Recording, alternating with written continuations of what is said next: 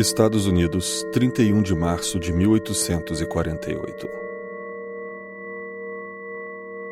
Naquela noite, as irmãs Margaret e Kate Fox, de 14 e 11 anos, disseram aos pais que iriam se comunicar com o espírito que habitava a pequena casa que moravam. Antes que a mãe pudesse contrariar, batidas misteriosas foram ouvidas.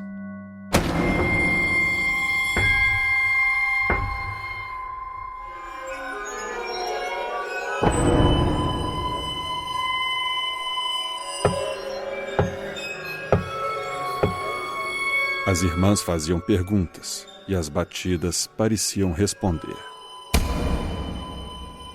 Uma vizinha foi chamada para testemunhar aquele estranho acontecimento. A mãe das irmãs mandou o espírito contar até 5, e então 5 batidas foram ouvidas. Enquanto todos se assombravam com aquele fenômeno, a mãe continuava fazendo perguntas e dando ordens, e o espírito respondia com as fantasmagóricas batidas.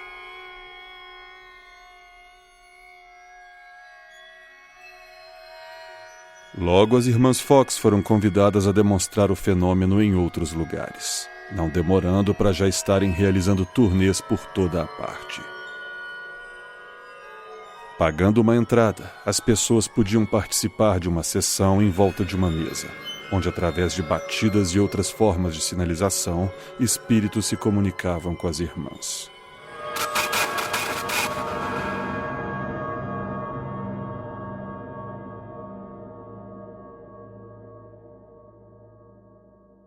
Eu sou o Christian Gurtner, e esse é o Escriba Café.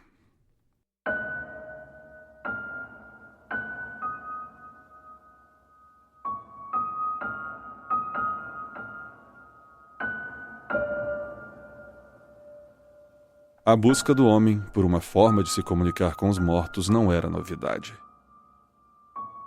Desde a antiguidade, menções em livros mostram que o homem sempre teve problemas em aceitar a morte e recorria a diversas formas de tentar se comunicar com seus entes falecidos.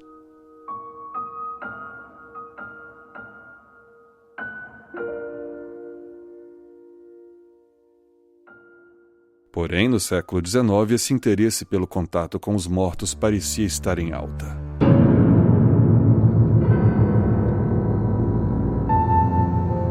O confronto filosófico entre a religião e a racionalidade parecia ser a causa disso, já que o rápido avanço científico da época fez com que os religiosos passassem a procurar por evidências de suas crenças. E o caso das irmãs Fox foi a evidência que muitos buscavam.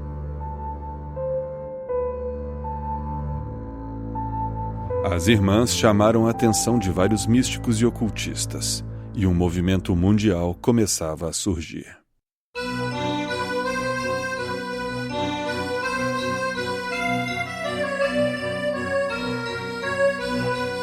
O espiritualismo se espalhou pela América e a Europa. Sessões eram realizadas por toda parte. Nas casas dos mais ricos, vários desses convidavam médiuns para realizar as sessões fantasmagóricas, até mesmo por modismo ou entretenimento macabro. Esse movimento atraiu figuras proeminentes como Abraham Lincoln e, curiosamente, Arthur Conan Doyle, médico e autor de Sherlock Holmes, personagem esse puramente racional. Por outro lado, havia uns céticos, como o famoso ilusionista Harry Houdini, que tentava desmascarar médiuns fraudulentos.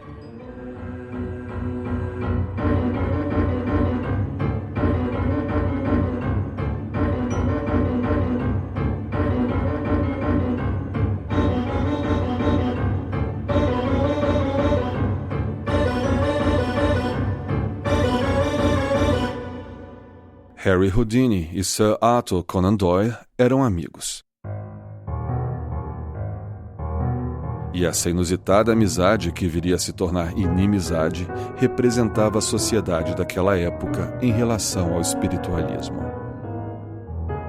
No entanto, se tivéssemos que adivinhar qual dos dois era o cético e qual o que acreditava em magia e espíritos, teríamos que escolher entre o mágico e o autor de um dos personagens mais racionais da literatura, e certamente erraríamos.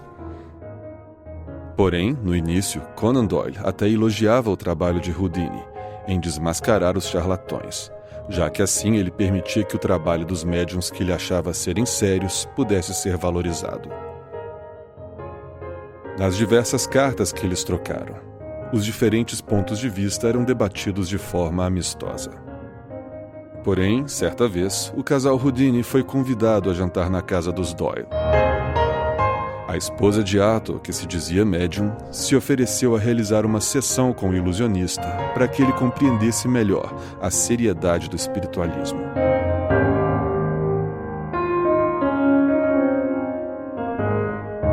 Nada menos do que o espírito da mãe de Houdini veio se comunicar através da suposta médium. Porém, o espírito desenhou uma cruz para adornar o papel em que escrevia em inglês. Mas a mãe de Houdini era judia e não entendia quase nada em inglês.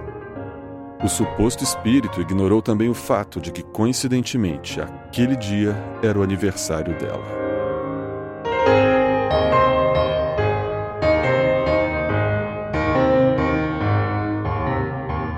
Por cortesia, Houdini não falou nada naquela noite sobre o assunto. Mas alguns meses depois escreveu um artigo dizendo que até então não havia encontrado nenhuma prova de comunicação com espíritos. A amizade entre o mágico e o médico escritor começou então a se desmanchar.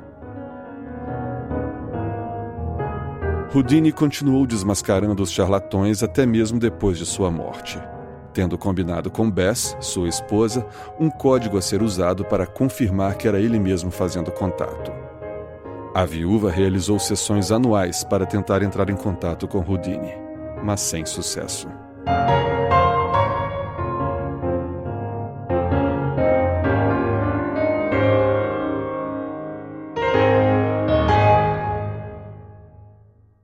Enquanto isso, na França, um pedagogo chamado Hippolyte Léon Denisard Rivail se aproxima do espiritualismo e então começa a se comunicar com espíritos que o guiam nos trabalhos que ele passaria a fazer sob o pseudônimo de Allan Kardec.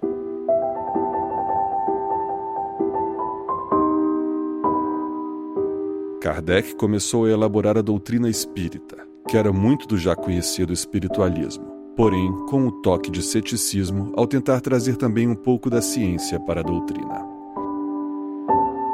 Reunindo textos enviados por médiuns de várias partes, ele publicou O Livro dos Espíritos, em 1857, codificando assim o Espiritismo. E no ano seguinte era fundada a Sociedade Parisiense de Estudos Espíritas.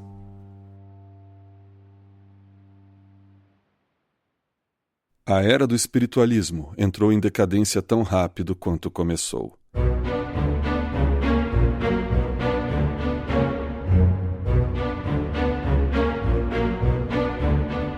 Não bastasse os inúmeros charlatões que eram constantemente desmascarados, em 1888, Meg, uma das irmãs Fox, confessou ao New York World que toda a história que teve início na casa dos Fox não passou de uma brincadeira de crianças, que ao se mostrar lucrativa acabou se tornando uma grande mentira.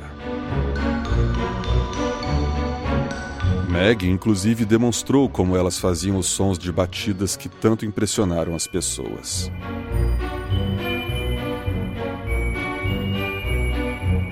A fraude das irmãs Fox deu início ao espiritualismo, mas a confissão de que tudo era mentira, feita pela própria Meg Fox, não foi suficiente para acabar com a crendice. Apesar da decadência do espiritualismo, muitas pessoas já estavam tão inseridas na crença de que tudo aquilo era real, que mesmo fatos contrários não as fariam mudar de ideia.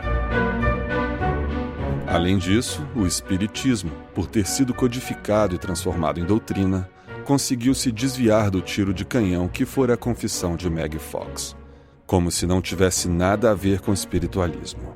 E apesar de ter decaído na Europa, começou a fazer sucesso nas Américas.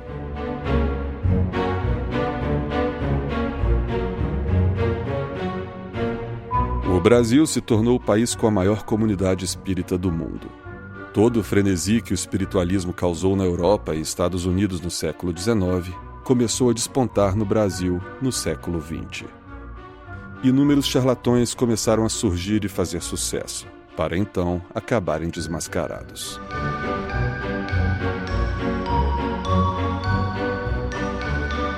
O Espiritismo prega a reencarnação e a evolução da alma. Além disso, crê-se na existência de outros planetas, inferiores ou superiores ao nosso, onde reencarnam os evoluídos.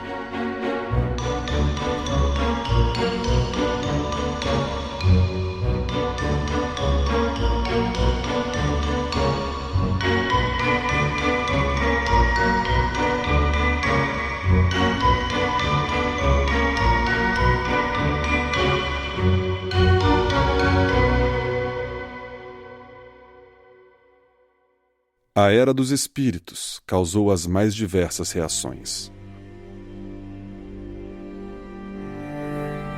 Trouxe conforto para uns, medo para outros e desconfiança por parte de inúmeros céticos, que taxavam os médiuns de charlatões. E isso fez com que muitos fossem desmascarados. A ciência entra então em campo. Diversos pesquisadores, muitos motivados pelos fenômenos paranormais causados por médiuns e sessões espíritas, passaram a estudar e explicar de onde vêm os supostos espíritos.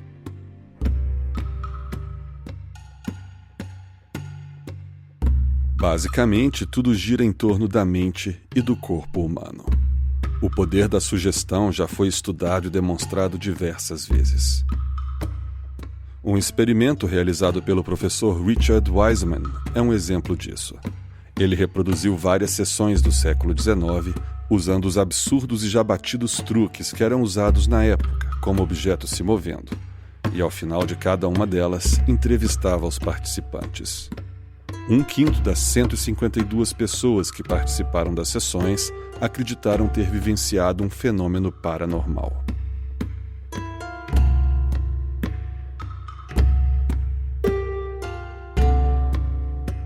A explicação para isso está também no enquadramento. A partir do momento que você acha que tem uma explicação para algo, você não procura outra explicação. Fenômenos como as mesas que se moviam, o tabuleiro de Ouija e a brincadeira do copo também foram desmistificadas há muito tempo. O próprio Michael Faraday elaborou um experimento que demonstrou que eram as pessoas, e não fantasmas, que moviam a mesa. E claro que apesar de muitas vezes alguém estar querendo pregar uma peça, outras vezes esses fenômenos aconteciam sem que ninguém tivesse conscientemente movido nada. Trata-se do efeito ideomotor. O efeito ideomotor é o movimento dos músculos de forma inconsciente, influenciados pela sugestão. Esse fenômeno já tinha sido estudado em 1808 pelo químico Michel Chevreul, e melhor elaborado pelo naturalista William Carpenter, em 1852. E é exatamente o efeito ideomotor que explica o tabuleiro Ouija, que é basicamente a mesma coisa que a brincadeira do copo e outros parecidos, onde os participantes colocam seus dedos sobre o copo, que é misteriosamente arrastado até letras presentes na mesa, para formar palavras e assim receber mensagens de espíritos. A psicóloga Susan Blackmore realizou vários experimentos para demonstrar o efeito involuntário nessas atividades. Num deles, ela virou as letras de forma que os participantes não pudessem ver, mas um suposto espírito não teria dificuldades nisso. E assim, apesar de o copo ter se movido, nenhuma palavra real foi formada. E por que o copo se mexe? Depois de um tempo, os braços dos participantes começam a ficar cansados, e a pessoa começa a perder a habilidade de julgar com precisão onde está seu dedo. Assim, isso acaba fazendo com que um ajuste involuntário cause um mínimo movimento no copo. Porém, esse quase imperceptível movimento é o suficiente para que todos os outros braços cansados tentem se ajustar também involuntariamente ao movimento inicial. E como o que se espera é que o copo vá até alguma letra, assim os participantes o levam inconscientemente, e as letras seguintes são nada menos do que o que achamos se tratar a palavra. O psicólogo Joseph Jastrow fez um experimento mostrando isso, com um aparelho que media o movimento involuntário das mãos. Bastava que ele pedisse ao entrevistado que se imaginasse olhando para um objeto na sala, que sua mão imediatamente realizava um pequeno movimento em direção ao mesmo.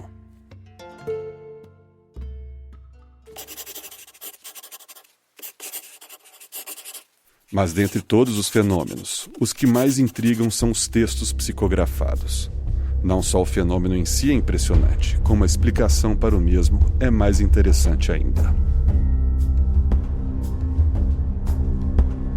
As mensagens psicografadas, conhecidas também como escrita automática, é quando o médium escreve textos que supostamente são de autoria de espíritos, e ele não tem consciência do que está escrevendo, normalmente de forma rápida. Há médiums que psicografaram poemas, peças, romances e inúmeras cartas e publicaram vários livros, de autoria de espíritos. Apesar de existirem os charlatões que escrevem conscientemente, muitos médiums realmente estão realizando a escrita automática. Porém, isso não quer dizer que é um espírito usando o médium para escrever. O psicólogo Dan Wegner explica a psicografia através da nossa ilusão de livre-arbítrio. Em 1960, o neurofisiólogo William Gray Walker realizou um experimento onde ele pedia que voluntários mudassem os slides de um projetor. Bastava que os participantes apertassem o botão para que o projetor passasse para o próximo slide. Eles podiam apertar o botão no momento que quisessem, e seus cérebros eram monitorados através de eletrodos. No entanto, o botão era falso. E o que realmente fazia a troca de slides era a atividade cerebral do participante através do eletrodo. Algo curioso então acontecia. Os participantes ficavam perplexos ao acharem que a máquina estava prevendo quando iriam apertar o botão. Pois uma fração de segundo antes de tomarem a decisão de apertar o botão, o slide era trocado. Assim, o experimento mostrou que havia uma fração de segundo de atraso entre o cérebro tomar uma decisão e a pessoa ficar ciente que estava tomando uma decisão. O cérebro faz duas coisas quando toma a decisão de mover o braço. Ele passa a mensagem para a parte do cérebro responsável por criar consciência e atrasa em uma fração de segundo o sinal que é enviado para o braço.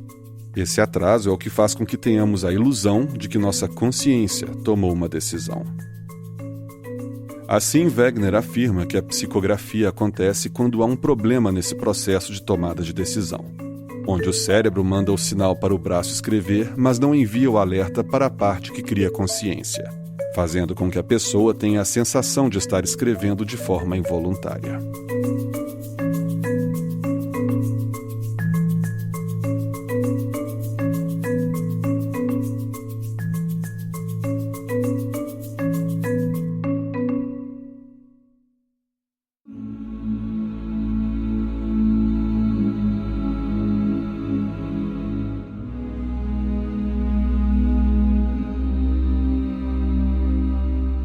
Apesar de a própria ciência desbancar os fenômenos paranormais de religiões e doutrinas, aqueles que a seguem não se deixam abalar.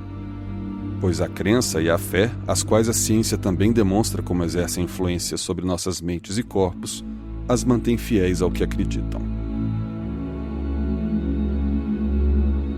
E isso não é algo necessariamente ruim. O espiritismo, por exemplo, prega que os médiuns de fato se comunicam com os mortos. Mas além disso também prega o amor, a benevolência e a caridade. Não é preciso procurar muito para encontrar hospitais, lar de idosos, creches e várias outras instituições de caridade criadas e geridas pelos espíritas.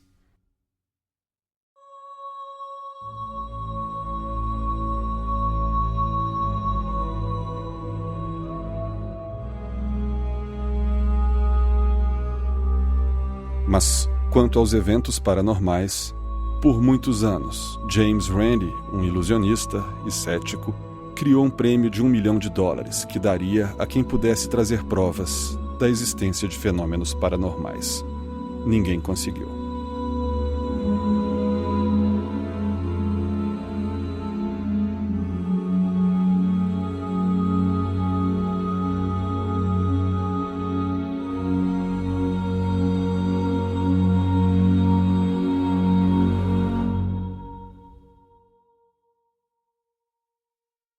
Esse episódio foi possível graças aos patronos do Escriba Café. Apoie esse podcast você também e torne-se um patrono, com qualquer valor. Acesse patreon.com/escribacafé.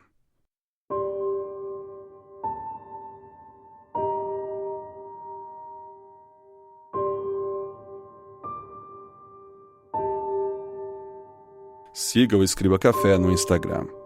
Sempre após a publicação de um episódio, material extra é publicado por lá, bem como outros conteúdos exclusivos. Basta seguir @escribacafé, que é igual ao do Twitter e do Facebook. Lembrem-se também que o Escriba Café já publicou mais de 80 episódios, mas só a nova temporada está no feed. Os outros fantásticos episódios você pode conhecer e ouvir acessando escribacafé.com e clicando no menu podcast. Lá também você vê a ficha técnica dos episódios, informações sobre o mesmo e, claro, espaço para você deixar seus comentários e debater com outros ouvintes. A todos que me ouvem, o meu muito obrigado.